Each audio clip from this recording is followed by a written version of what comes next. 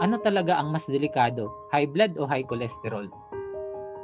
Kung sasagutin ko 'yan, pareho naman talaga sila delikado. Pero kung ano yung mas delikado, high blood po, hypertension po ang mas delikado. Bakit? Kapag may hypertension ka na, hypertension, ang nangyayari po niyan, yung puso mo nahihirapan siya mag-pump. Kasi ano siya pagod na siya sa sobrang taas. Pag mataas kasi ang presyon mo, ibig sabihin yung heart mo nag-overwork siya. Kaya mataas ang presyon mo. Oo.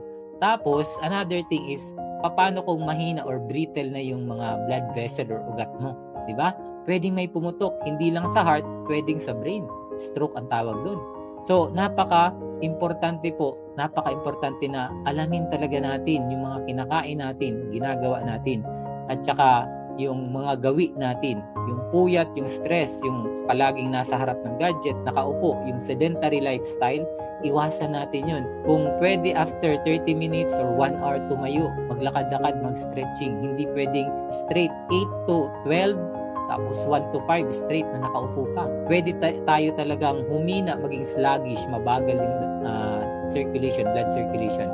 Kaya tapos ang kinakain pa mga fast foods, mga processed foods, tapos ang drinks pa, soft drinks, milk tea, ano pa, Coke float or kung ano mga masarap. Pag ganyan, sugary, o kaya mga maalat, o kaya naman mga carbonated drinks, o kaya mga mataas ang saturated fats, nako, magbabara talaga yan. Okay?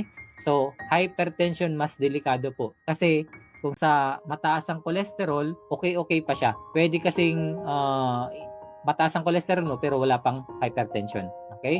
Pwede mangyari yon. Pero diyan nagsisimula sa high cholesterol, tapos pag pinabayaan mo yan, hindi mo binantay yung pagkain mo, lifestyle mo, mga ginagawa mo, mangyayari, tataas na yung blood pressure. Pag tumaas ang blood pressure in a long term, yun, pwedeng umabot sa heart attack, stroke, heart failure, etc.